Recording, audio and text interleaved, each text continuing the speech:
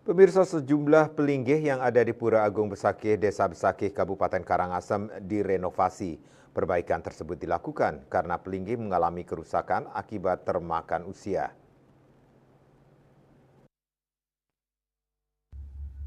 Pemucuk pemangku Pura Agung Besakih Jero Gede Anglurah Bendese Iputu Artayasa mengatakan proses renovasi ini dilakukan secara bertahap.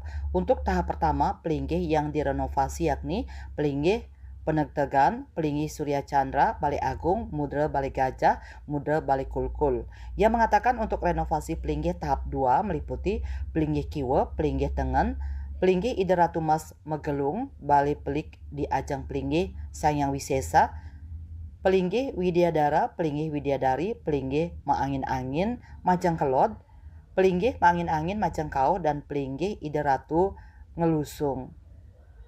Menurutnya sejumlah bangunan itu sudah cukup lama belum sempat mendapatkan perbaikan.